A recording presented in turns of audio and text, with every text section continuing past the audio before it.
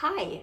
In this video, I am going to show you how to start a sourdough starter from scratch. I want you to forget all of the complex measuring. Let's think of sourdough as a very intuitive, easy thing. I mean, we are gonna get a little bit technical in the video to make the starter, but then from there on out, I can tell you where being technical helps, and then also how when I first started baking sourdough, I really didn't pay much attention to measurements. So you can do it both ways. Here are my two starters.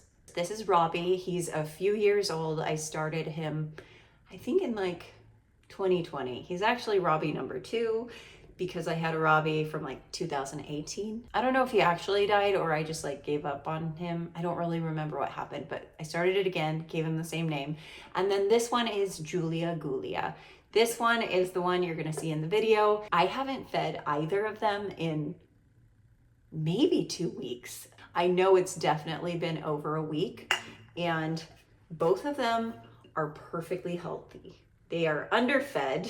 There's a little bit of dry starter on the top. So the idea that you have to feed your starter every single day and they're just so difficult to maintain, myth number 1. You know what I mean? So when I first started making sourdough, this is kind of how I would maintain my starter. I would use some for bread. I would feed whatever was left in the jar. I didn't even really measure it. I just kind of added enough flour and water until it got to the consistency that I liked. And then I would leave it on the counter until I was ready to use it again. It will take a long time for this to sit on your counter without being fed, for it to completely starve and not be able to be revived. So they're very sturdy.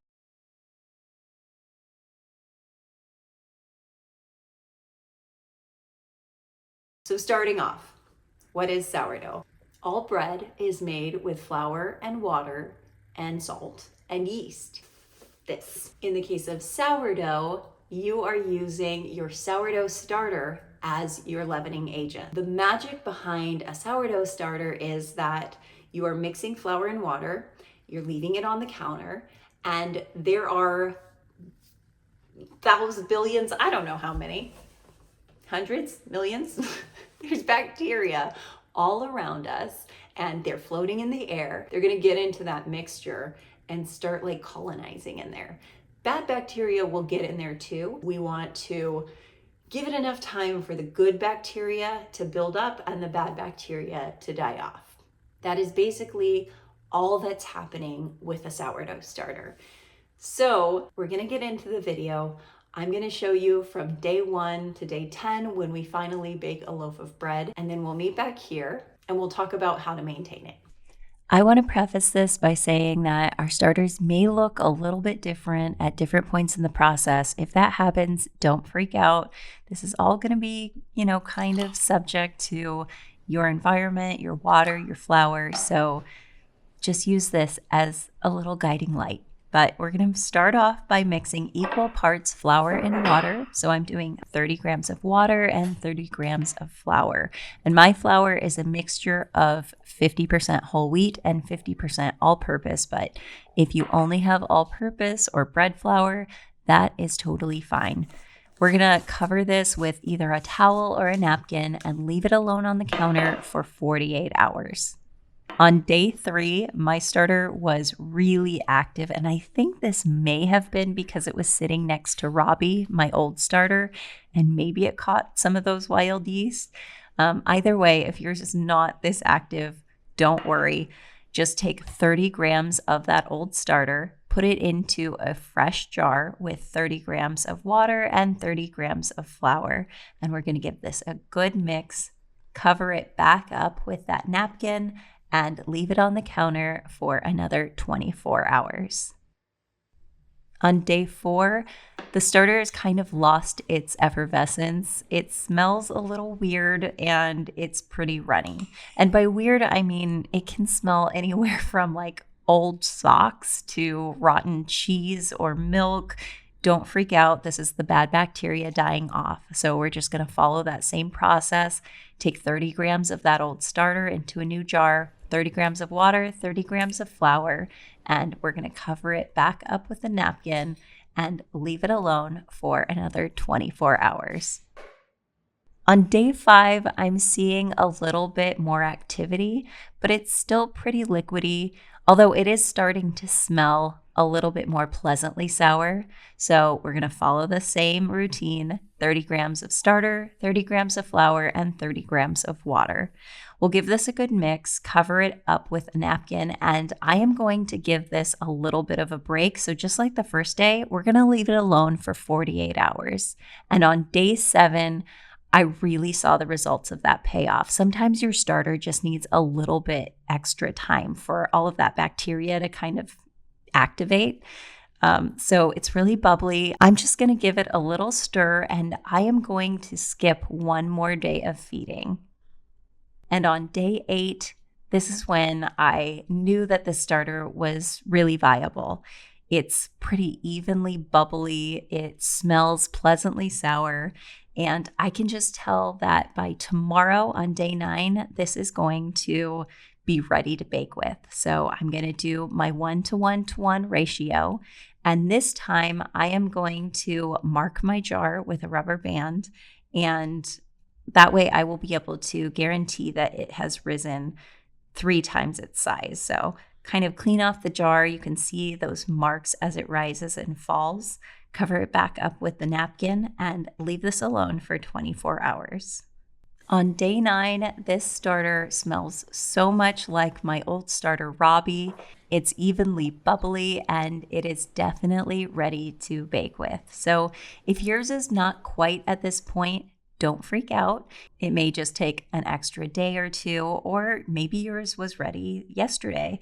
It's all just kind of like, it's a process. So grab your favorite sourdough recipe and try to make a loaf. And this is just going to be the best way to test whether your starter is ready. I actually had to bring my dough to the bakery because I had to be there for the evening. And then I brought this back home to do a long proof in my fridge and bake the next day. So on day 10, this dough is ready to go into the oven. My oven at home is a little weird. I think I got it to 400 degrees Fahrenheit. So make sure to preheat your Dutch oven. And I baked mine for 30 minutes in the Dutch oven, and then an extra like 10 to 20 minutes with the lid off just to get it nice and crispy. And this is an ideal crumb. I'm so happy with this. I'd say the starter is definitely ready.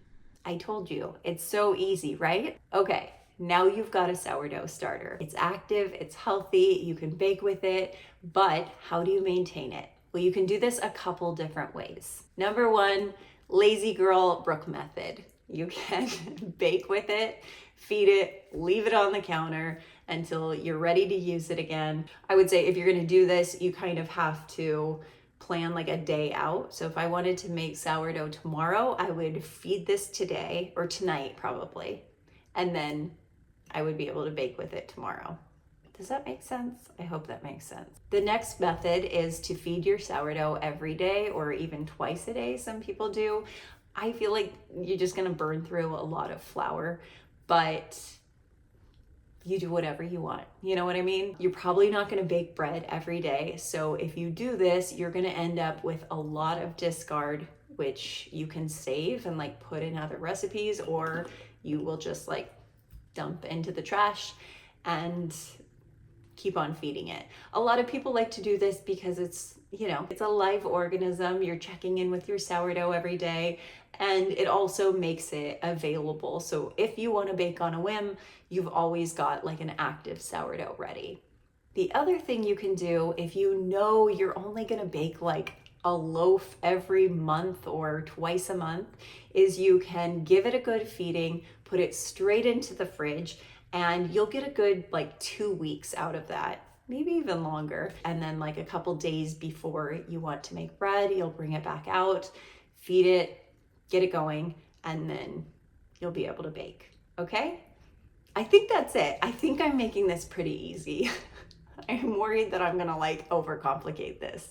Okay, so you've got a starter going, you know how to maintain it, but you wanna get a little more technical. This is actually kind of funny because, like I said, I would just feed my starter whatever I wanted. And then I would follow measurements when I actually made sourdough. But I would always have a little bit of variation in my loaf. And I think the most important thing when it comes to consistency in your sourdough is your starter. When I opened the bakery, I had to get very technical. I had to really nail down this process to a science so that the bread would be consistent every day, no matter who baked it. Typically, when you feed a starter, it takes about 4 hours for it to eat through a 1:1:1 ratio, which means if you feed 1 part starter, 1 part flour, and 1 part water, all of that should kind of rise and peak in about 4 hours, and then it'll start to deflate. This is going to be different depending on your starter, how active it is. It's also going to depend on how cool or warm your kitchen is, and you'll find that in the winter, sometimes it'll take a lot longer for your starter to peak, and in the summer, it'll just kind of peak within a couple of hours. If I wanted to make bread in 4 hours, I would feed a 1:1:1 ratio. Now, you also have to remember how much starter do you need for the recipe? And then you need to have like a little left over to be able to feed and keep it going, right? So let's say I need 50 grams of starter for this recipe. I would probably do 20 grams of starter, 20 grams of flour, and 20 grams of water. So that's gonna give me 60 grams of starter. I'll take 50 for my bread, and I'll take the remaining 10 and I'll feed it, and that's my starter going forward. If I wanted to make bread in 8 hours, I'd feed a 1:2:2 ratio. 1 part starter, 2 parts flour, 2 parts water. If I want bread in 12 hours, so if it's like 8 o'clock at night and I want to start baking at 8 in the morning, I'm going to feed a 1:3:3 ratio.